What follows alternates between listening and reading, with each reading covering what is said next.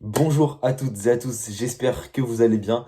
On se retrouve aujourd'hui pour notre édition F-News Actu du mardi 9 mars, édition spéciale Ligue des Champions. Et donc juste avant d'entamer cette Ligue des Champions, on va revenir sur les matchs de ce week-end et on va commencer par la Coupe de France, donc avec la qualification du Paris Saint-Germain, du LOSC, de l'Olympique Lyonnais et de l'AS Monaco. Et à noter bien évidemment l'élimination de l'Olympique de Marseille contre le Canet Roussillon.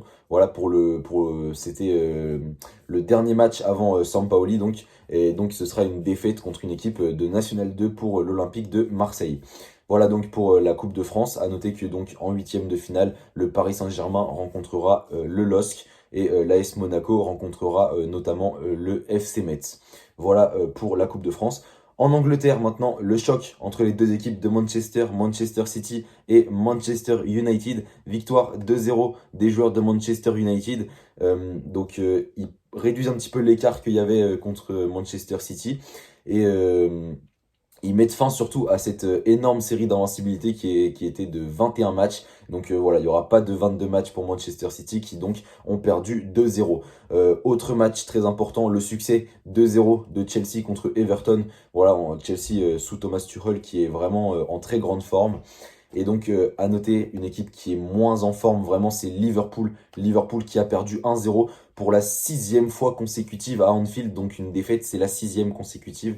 Ça devient grave du côté de Liverpool. Ils sont descendus à la huitième place du classement, alors qu'il y a encore quelques mois, on en parlait justement vendredi, ils étaient encore dans le top 5. Voilà, Liverpool, ça commence à devenir très compliqué. Maintenant, on va aller en Italie avec donc la Serie A et donc les grosses équipes, l'Inter, l'AC Milan, la Juventus et la Roma, ainsi que le Napoli ont toutes gagné. L'Atalanta qui donc jouait contre l'Inter a perdu et la Lazio qui jouait contre la Juventus a perdu également. Voilà, globalement sinon les grosses équipes ont gagné.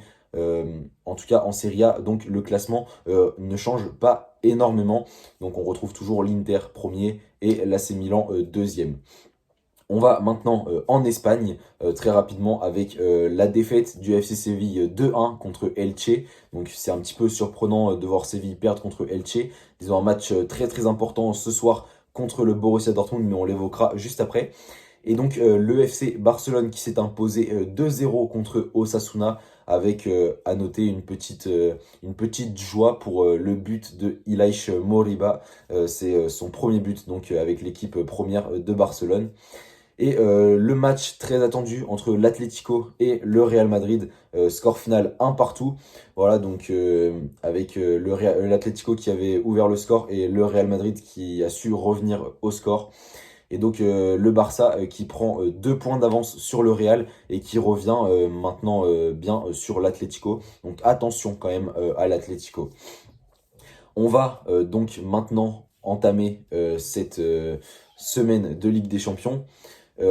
Alors, les matchs très importants de cette semaine, bien évidemment, il y a ce soir le match de la Juventus qui a perdu au match aller 2-1 sur la pelouse portugaise de Porto.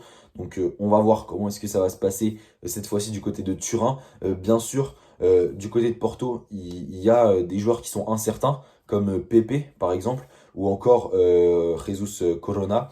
Voilà, c'est à noter, bien sûr, parce que c'est des joueurs qui sont essentiels dans le jeu portugais. On va voir comment est-ce que ça va se passer. En tout cas, moi je miserais sur une victoire de la Juventus, mais je dirais pourquoi pas une qualification du FC Porto. On sait que la Juve peut être décevante, on l'a vu à plusieurs reprises. Pourquoi pas peut-être une surprise de Porto. Et donc l'autre rencontre de ce mardi soir, c'est le Borussia Dortmund qui reçoit le FC Séville.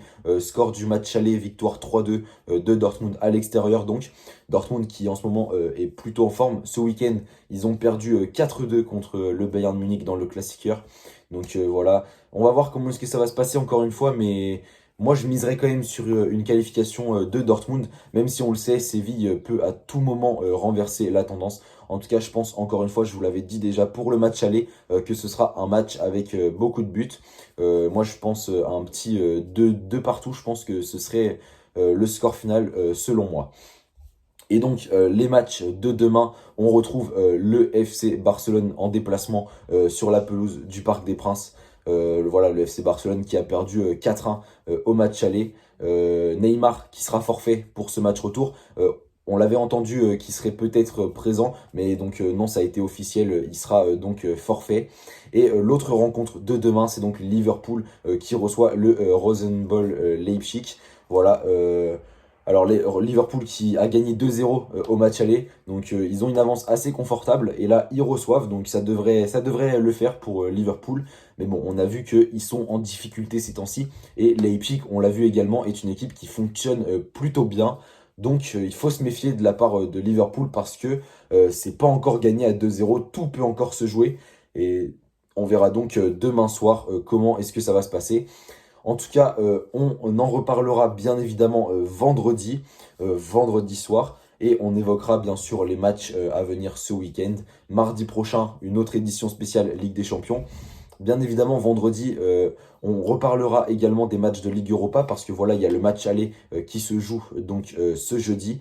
Et donc les matchs retour se joueront jeudi prochain. On en parlera chaque vendredi. Voilà, en tout cas, j'espère que ça vous a plu. D'ici, on se retrouve donc vendredi. D'ici là, essayez de rester informé, de vous tenir au courant. Et moi, je vous souhaite une bonne journée.